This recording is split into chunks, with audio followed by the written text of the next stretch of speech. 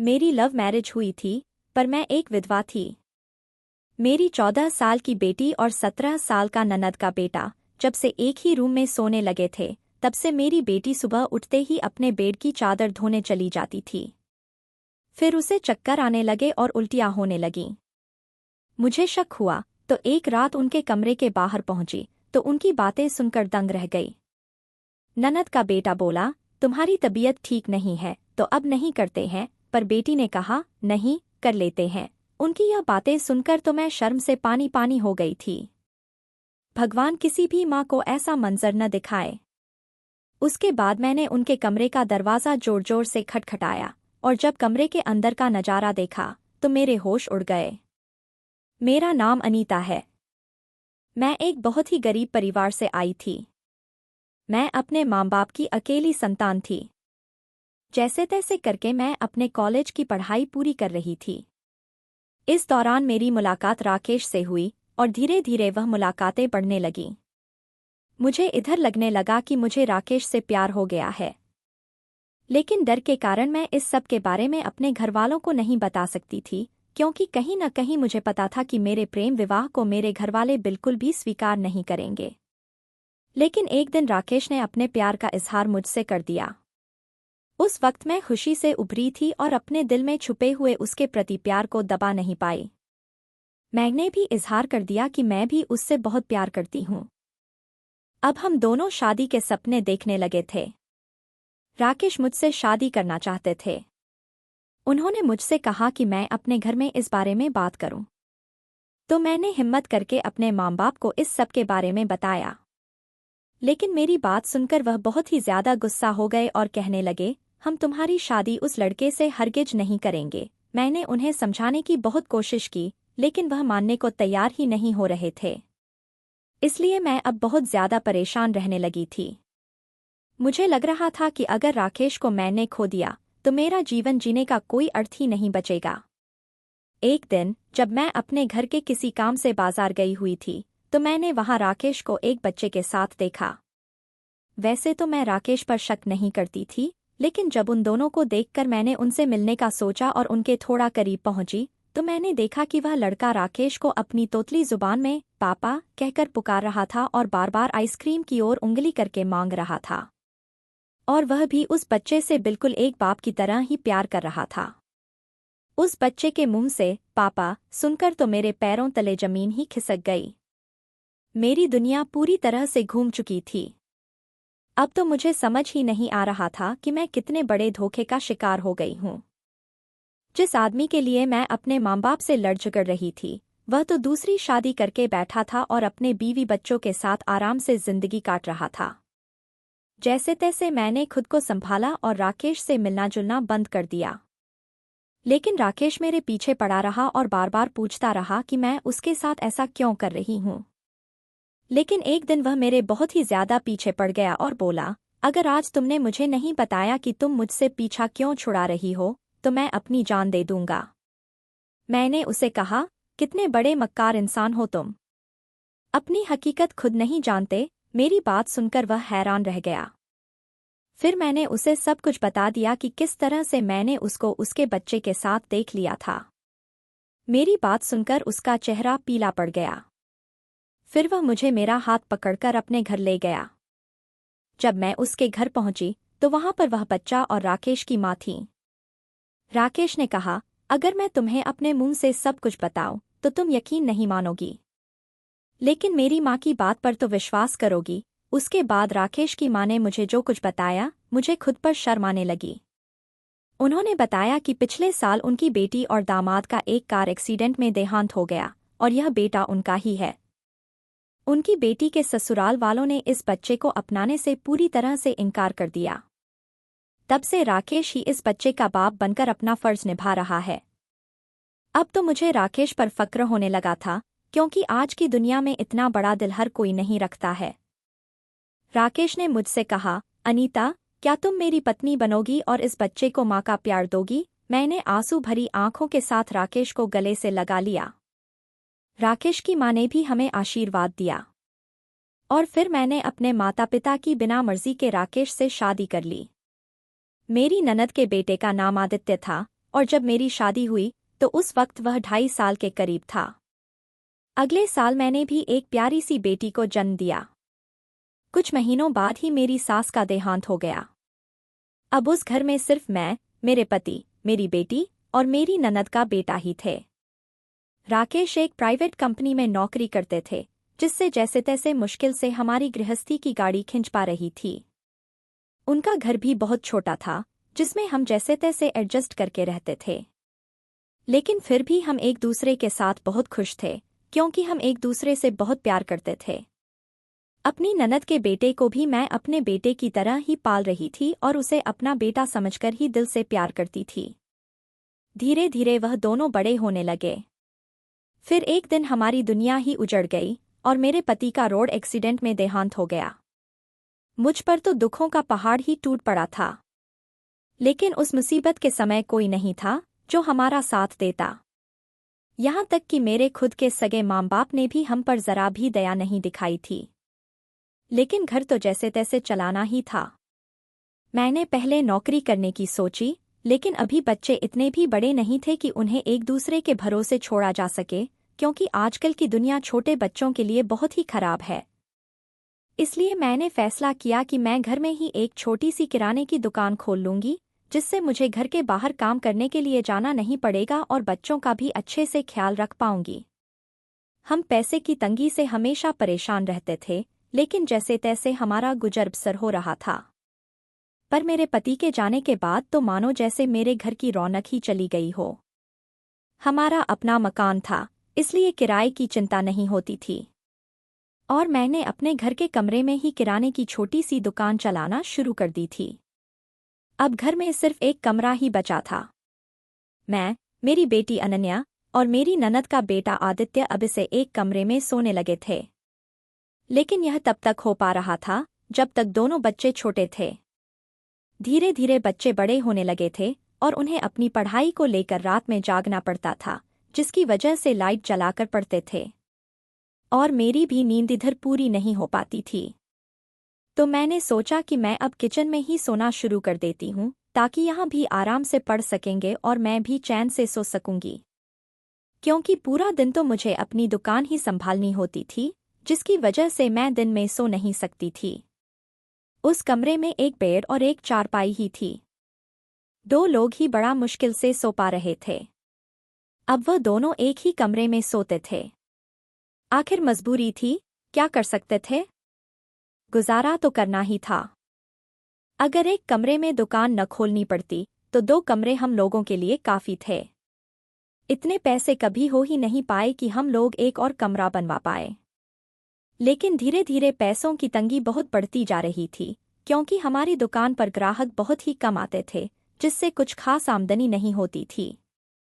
तो घर की दाल रोटी ही चलाना बहुत मुश्किल पड़ रहा था। बच्चों की पढ़ाई का खर्च तो निकल ही नहीं रहा था। मेरी ननद का बेटा आदित्य बहुत समझदार था। जब उसका 12वीं हो गया तो उसने मुझसे कहा, मम्मी, मैं अब अपनी पढ़ाई प्राइवेट कॉलेज से कर लूंगा और कोई छोटा मोटा काम देख लूंगा, क्योंकि अनन्या की भी तो पढ़ाई अभी पूरी करवानी है। मुझे उसकी यह बात ठीक लगी। मैं भी मजबूर थी, क्योंकि घर का खर्च चलाना वाकई बहुत ही ज्यादा मुश्किल पड़ रहा था। आदित्य ने एक धोबी की दुकान पर काम करना शुरू कर दिया। एक दिन मेरे पति के एक रिश्तेदार के यहाँ पर शादी पड़ी, तो मैंने आदित्य को ही उस शादी में भेज दिया। लेकिन जब वह वहां से वापस लौट कर आया तो वह बहुत ही ज्यादा उदास था और बहुत कम बात कर रहा था। मैंने जब उससे इसका कारण पूछा तो वह फूट फूट कर रोने लगा और मुझसे गुस्सा भी हो गया। मैंने उसे कहा, आखिर वहां जाकर ऐसा क्या हो गया? तो वह कहने लगा, आप मेरी माँ नहीं हो। उसकी यह बात सुनकर तो मैं दंग ही रह गई। मैंने कहा, तुम मुझसे ऐसे क्यों कह रहे हो? मैं तुम्हारी माँ हूँ। तो वह कहने लगा, आप झूठ बोल रही हैं। इतने सालों से आप मुझसे झूठ ही बोलती आई कि आप मेरी माँ हैं और अनन्या मेरी सगी बहन है, जबकि ऐसा कुछ भी नहीं है। मैंने उसे कहा, यह सब तुमसे किसने कहा? तो वह बोला, वहां पर मुझे एक रिश्तेदार मिली थी, जिन्होंने मुझे सब कुछ बताया कि मैं तो आपकी ननद का बेटा हूँ। इतने सालों तक आपने मुझसे यह सच्चाई छुपा कर रखी, लेकिन क्यों? मैंने उसे सच बताने की कोशिश की, लेकिन वह इतना ज्यादा मुझसे नाराज हो चुका था कि कुछ भी सुनना ही नहीं चाहता था। करीब 1 हफ्ते तक उसने न तो मुझसे कोई बात की और न ही अनन्या से। फिर एक दिन मैंने उसे जबरदस्ती बिठाकर सब कुछ साफ साफ बता दिया। मेरी बात सुनकर उसे खुद पर पछतावा हुआ और उसने मुझसे माफी मांगी। वह बोला, मुझे माफ कर दो मम्मी, आपने मेरे लिए इतना कुछ किया और मैं उल्टा आप पर ही नाराज हो रहा था। उस दिन के बाद से मुझे लगा कि सब चीजें ठीक हो गई हैं।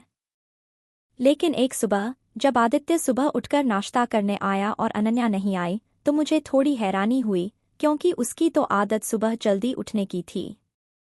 मुझे लगा कि शायद देर रात तक पढ़ने की वजह से वह अभी भी सो रही है।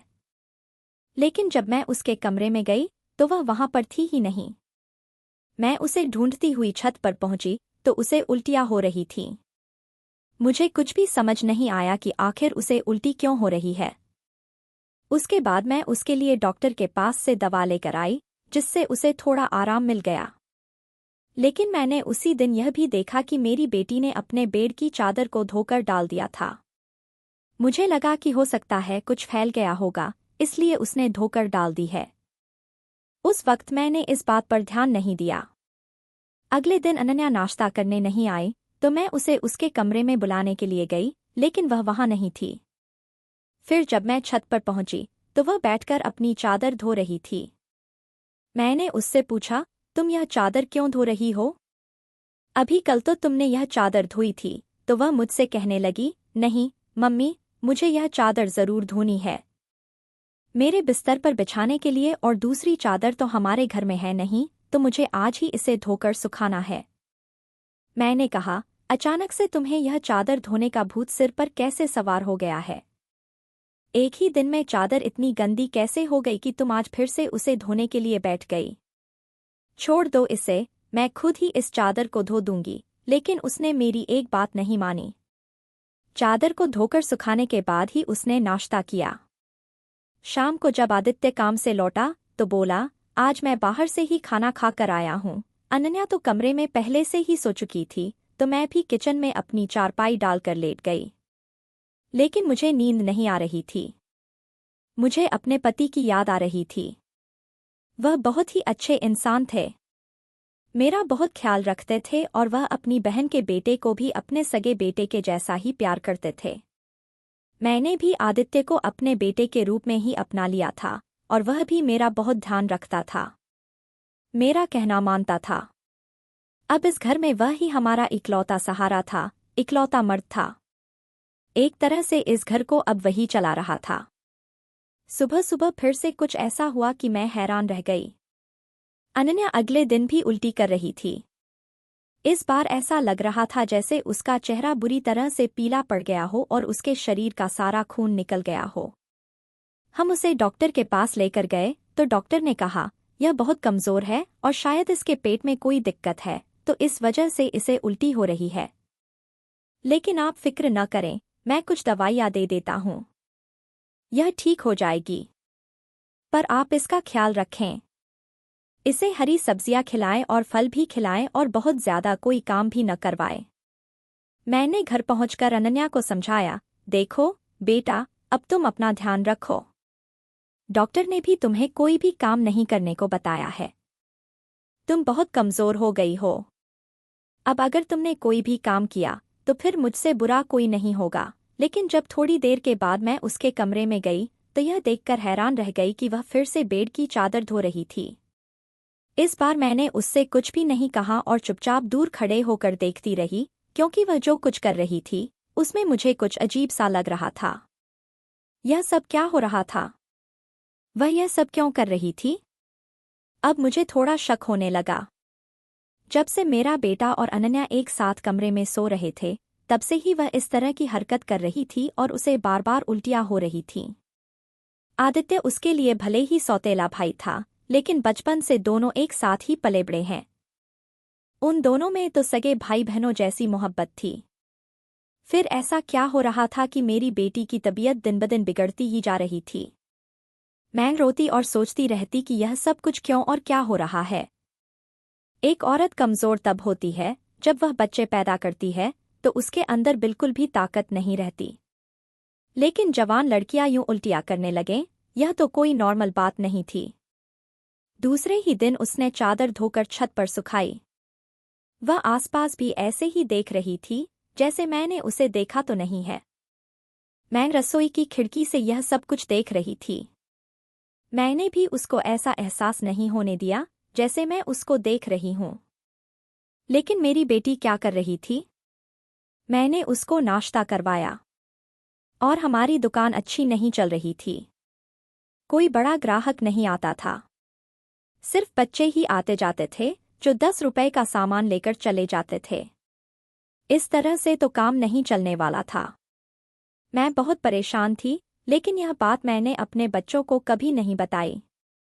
आदित्य को भी कुछ नहीं बताया, क्योंकि वह पहले से ही नौकरी कर रहा था।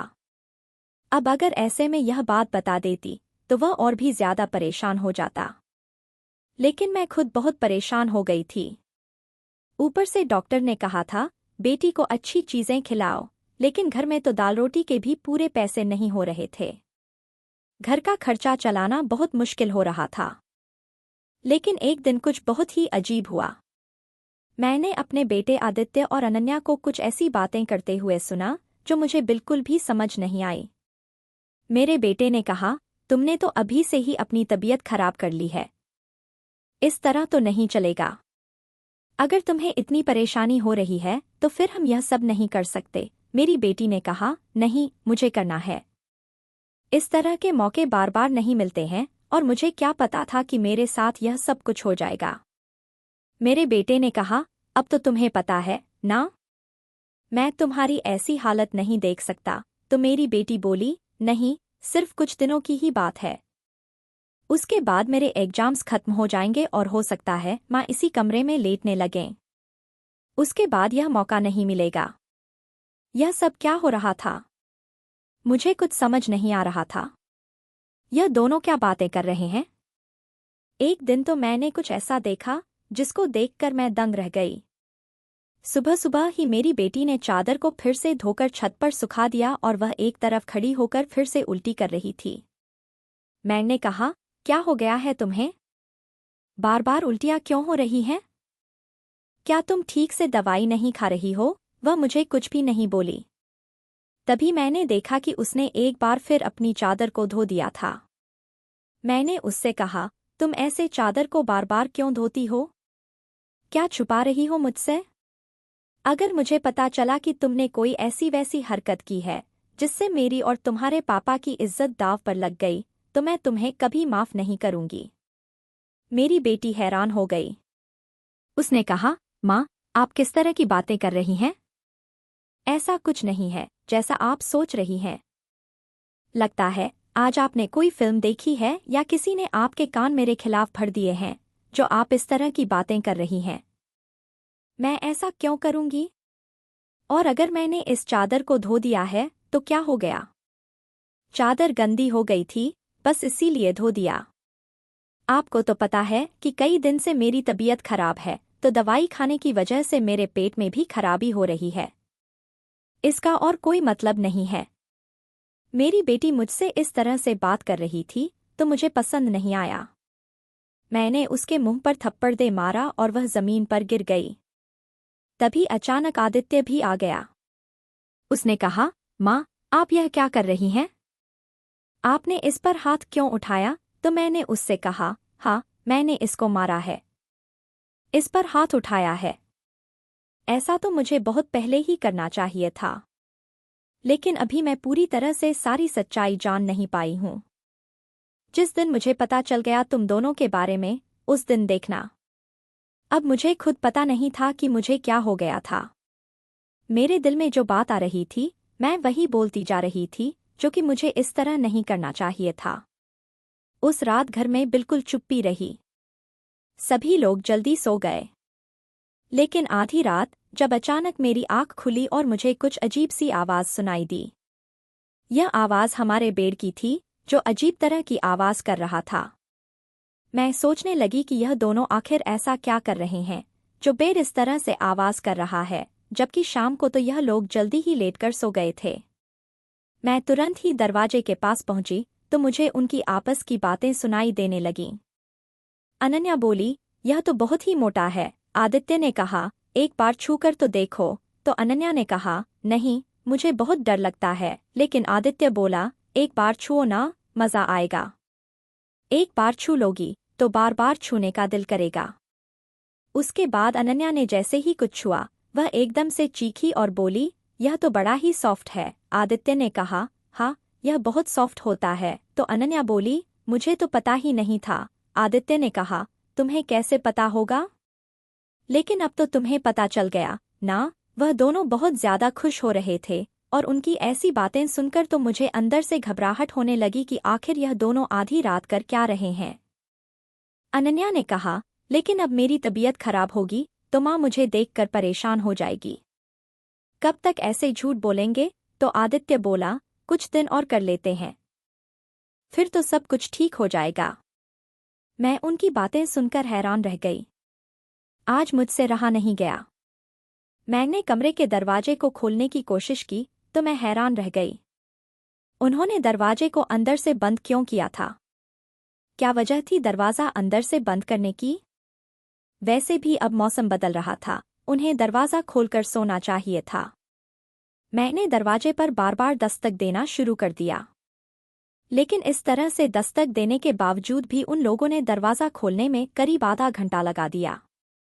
उसके बाद जब मैंने कमरे में देखा तो उनके अलावा कमरे में कोई भी नहीं था और वह दोनों ऐसी शक्ल बनाकर बैठे थे जैसे नींद से जागे हों।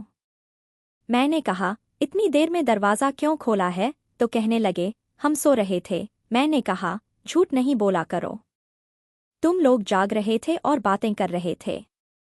उन्होंने कहा, हम क्यों इस समय जागेंगे और क्यों बातें करेंगे?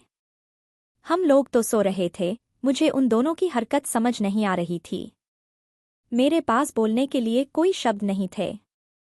मुझे उनकी बातें समझ नहीं आ रही थीं, क्योंकि वह दोनों तो ऐसे ही बैठे थे जैसे नींद से अभी अभी जागे हों।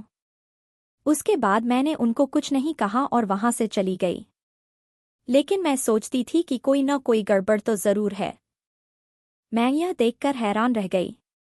एक दिन मेरी बेटी के बाजू में नाखून के निशान भी थे।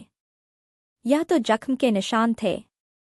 मुझे समझ नहीं आ रहा था कि उसे क्या लगा था। मैंने उससे पूछा तो उसने कहा, चाकू लगा है, लेकिन चाकू तो उंगली पर लगती है, बाजू पर नहीं। मेरी बेटी कोई न कोई बात मुझसे छुपा रही थी। कभी उसे उल्टियाँ होती, कभी उसके शरीर पर अजीब अजीब तरीके के निशान होते और कभी उठकर अपने बेड की चादर धोने लग जाती थी और मुझे कमरे में जाने नहीं देती थी। मेरा दिमाग जिस तरफ जा रहा था मैं वैसा ही सोचना नहीं चाहती थी। मेरी गलती थी। मैंने आग और पानी को क्यों एक साथ रखा? मुझे ऐसा नहीं करना चाहिए था। मैंने सोच लिया कि मुझे अब क्या करना है।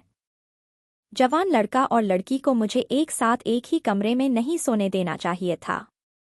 गलती तो मेरी ही थी। मुझे इन सब बातों का ध्यान रखना चाहिए था।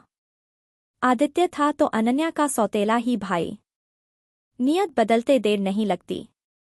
जवानी की उम्र में बच्चे बुरी संगत में पड़ ही जाते हैं। सगा भाई तो सगा होता है और सौतेला भाई सौतेला। तो फिर मैं कैसे सौतेले भाई बहन को एक साथ एक ही कमरे में सुला रही थी?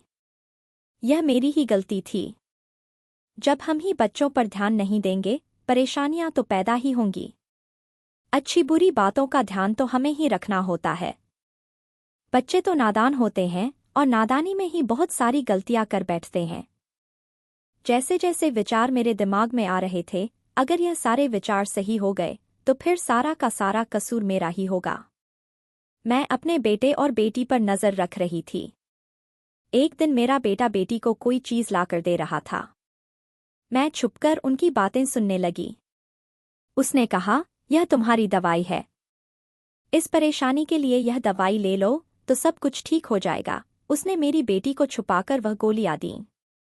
मैं परेशान हो गई कि किस चीज की गोलियां उसको दे रहा है। आखिर ऐसी क्या बात है? कौन सी परेशानी है जिसे दोनों हल करना चाहते हैं और उसके बारे में मुझे नहीं पता? और यह दवाइयाँ कुछ अजीब सी क्यों लग रही थीं? मेरी बेटी ने भी वह दवाइयाँ तुरंत ले लीं और उनको अपने दुपट्टे के पल्लू में छुपा लिया। बेटे ने कहा, रात को सोने से पहले खा लेना। इसके बाद तुम्हारी उल्टियां भी बंद हो जाएंगी। और सच में उसे कुछ दिन उल्टियां नहीं हुईं। लेकिन उसके बाद शायद उसकी वह गोलियां खत्म हो गईं और एक दिन फिर से उल्टी कर रही थी। अगले दिन मेरा बेटा घर पर नहीं था, इसलिए मैंने आज फायदा उठाने के बारे में सोचा।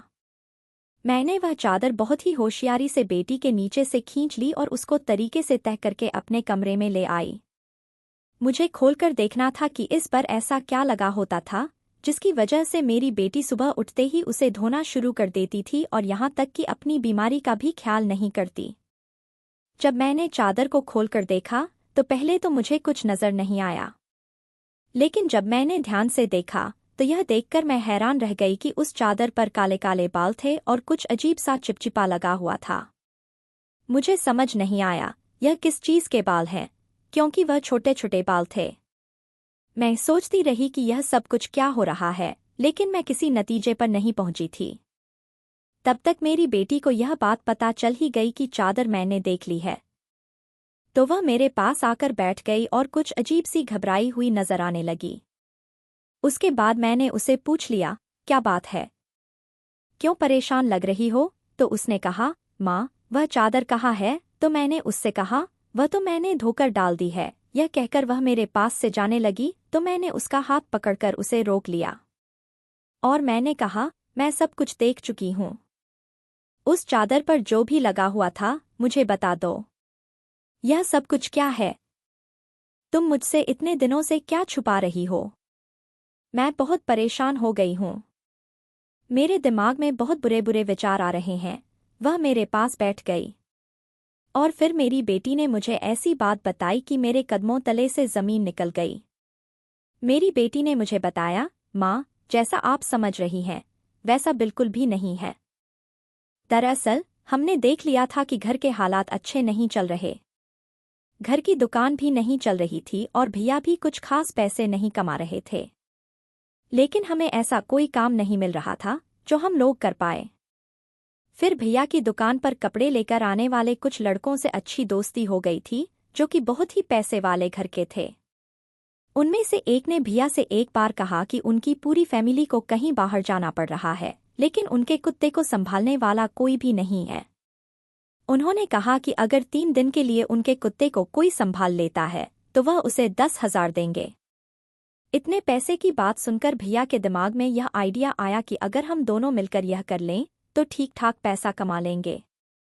उसके बाद दिन में तो भैया उस पेट को दुकान पर रख लेते थे, लेकिन रात को उन्हें घर लेकर आना पड़ता था और रात में उन कुत्तों को मैं संभाल लेती थी। धीरे धीरे जब यह बात और भी लोगों को पता चली तो फिर वह हमें अपना पालतू जानवर कुछ दिनों के लिए संभालने के अच्छे खासे पैसे देने लगे। कभी कोई अपनी बिल्ली दे देता तो कभी कोई खरगोश दे देता। उन्हीं के बाल और लार सुबह चादर पर लगे हुए थे, जिसको मैं सुबह को धो देती थी, क्योंकि हमें पता था कि आपको पालतू जानवर पसंद नहीं है। हम आपको यह सब कुछ बताना नहीं चाहते थे कि हम यह सब काम कर रहे हैं। लेकिन जब सुबह जानवर पॉटी कर देते थे तो वह मुझे ही साफ करनी होती थी, जिसके कारण मुझे घबराहट लगने लगती थी और उल्टियाँ होती थीं। मैंने कहा, और वह जो आदित्य ने तुम्हें दवाइयाँ दी थीं? तो अनन्या बोली, भैया ने मुझे जो दवाइयाँ लाकर दी थीं वह उल्टी और एलर्जी को एक साथ ठीक करने वाली दवा थी।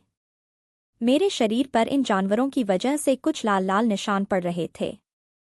मैंने कहा, और मैंने तुम्हें रात में कहते सुना था कि यह तो बहुत ही सॉफ्ट है। वह क्या था? तो अनन्या ने कहा, दरअसल माँ, उस दिन भैया पहली बार खरगोश को लेकर आए थे। मैंने खरगोश को कभी भी हाथ नहीं लगाया था, इसीलिए मुझे उसे छूते हुए भी बहुत डर लग रहा था। तभी मैंने जब उसे छुआ तो ऐसा कहा, माँ, इस काम के लिए हमें बहुत ज्यादा पैसे मिल चुके हैं और कल उन पालतू जानवरों का हमारे घर में आखिरी दिन था, क्योंकि अब हमारे पास इतने पैसे हो गए हैं कि हम एक दूसरा कमरा बनवा सकते हैं और घर का कुछ राशन भी ला सकते हैं। इसीलिए भैया ने अब पालतू जानवर रखने से मना कर दिया है। हमें पता है कि आपको पालतू जानवर पसंद नहीं है, इसलिए हमने आपको यह बात नहीं बताई थी। लेकिन आपने तो न जाने हमारे बारे में क्या क्या सोच लिया। हम पर इतना शक किया। आपने हमारे बारे में जो बातें की वह हमारे दिल में तीर की तरह जाकर लगी थीं। मैं जानती हूं कि वह मेरा सौतेला भाई है, लेकिन वह मेरे सगे भाइयों से भी बढ़कर है। उसने हर बार सिर्फ हमारे बारे में ही सोचा है, जबकि देखा जाए तो हम उसके क्या लगते हैं। उसके माता पिता तो इस दुनिया से जा चुके हैं और उसके अपने अपने दादा दादी भी तो हैं, जो कि हमसे बहुत ज्यादा अमीर हैं। वह अगर चाहे तो उनके साथ जाकर भी तो रह सकता है, क्योंकि अब वह लोग भी उसे वापस बुला रहे हैं। लेकिन वह फिर भी हमारे साथ रहता है, क्योंकि वह हमें कभी अकेला नहीं छोड़ना चाहता। उसने हमेशा मुझे अपनी सगी बहन ही माना है। उसने कभी मुझसे कोई गलत बात नहीं की और वह हमारा साथ भी देता है। हमारे लिए बहुत कुछ करता है। पूरा दिन वह काम करता था। रात को उसकी मदद करती थी। वह कहता था कि वह रात में भी यह सब कुछ कर लेगा, लेकिन दिन भर तो वह बेचारा मेहनत करता था। इसलिए मैंने उससे कहा कि रात को तुम आराम किया करो, पालतू जानवरों को मैं देख लूंगी। इसलिए मैं उसकी मदद कर रही थी। मुझे यह सुनकर बहुत ही ज्यादा अफसोस हुआ और मुझे खुद पर बहुत गुस्सा भी आ रहा था। मैंने अपने बच्चों के बारे में क्या क्या सोचा? मैं अपने बच्चों के बारे में जितना गलत सोच रही थी, मेरे बच्चे उससे भी कई गुना ज्यादा अच्छे हैं। इतनी गलत बातें मैंने उनके बारे में सोची, जितनी मुझे सोचनी भी नहीं चाहिए थी। हमने यह बात आदित्य को नहीं बताई। अनन्या ने भी उसको कुछ नहीं बताया कि मुझे सारी बात का पता चल गया, क्योंकि अब यह काम वैसे भी खत्म हो गया था और मैं उसकी नज़रों में और ज्यादा गिरना नहीं चाहती थी। कुछ दिन बाद आदित्य ने दूसरा कमरा बनवा दिया। धीरे धीरे हमने बहुत मेहनत की। मेरी बेटी ने भी घर में बच्चों को ट्यूशन पढ़ाना शुरू कर दिया था। हमारे हालात पहले से बेहतर होने लगे। धीरे धीरे इतने बेहतर हो गए कि हमारे घर में कोई तंगी नहीं रही। मेरे साथ जिंदगी ने बहुत बुरा किया था, लेकिन अच्छा यह किया कि मुझे बहुत ज्यादा नेक और अच्छे बच्चे दिए, चाहे वह मेरे अपने थे या पराए। ईश्वर की कृपा से मेरे दोनों बच्चे बहुत ही मेहनती हैं और इस बात को समझते हैं कि अभी उनकी मेहनत के दिन हैं। वह हाथ पर हाथ रखकर नहीं बैठ सकते, क्योंकि उनके सिर पर पिता का साया नहीं था और मैं भी कुछ खास कर नहीं सकती थी। इस बात का उनको एहसास था और यह एक बहुत बड़ी बात है। ईश्वर की कृपा है कि अब सब कुछ ठीक हो गया। जैसा मैं सोच रही थी, वैसा कुछ नहीं हुआ। लेकिन ऐसा हो भी सकता था। अगर ऐसा होता तो मैं कहाँ जाती? बस आखिर में इतना कहना चाहूंगी कि माता पिता बच्चों के साथ इस मामले में थोड़ी एहतियात जरूर करें और वह गलती न करें जो मैंने अपने बच्चों के साथ की है। हमें अपने बच्चों की जिंदगी पर ध्यान देना चाहिए। वह कब क्या कर रहे हैं, किसके साथ हैं, इस सब की पूरी जानकारी हमारे पास होनी चाहिए। बच्चों को प्यार करना अच्छी बात है, लेकिन प्यार के साथ साथ थोड़ी सख्ती जरूर रखें। तो दोस्तों, आपको यह कहानी कैसी लगी? हमें कमेंट करके ज़रूर बताएं और प्लीज़ मेरे चैनल को सपोर्ट करें। इस कहानी को ज़्यादा से ज़्यादा शेयर और लाइक करें। और अगर आप चाहें तो मुझे सुपर थैंक्स भी दे सकते हैं। साथ ही अगर आप मेरे चैनल पर नए हैं तो इसे सब्सक्राइब करके प्लीज़ बेल आइकन को ज़रूर दबा दें, ताकि आगे भी मैं आपको ऐसी ही अच्छी कहानियाँ सुनाती रहूं। Thank you.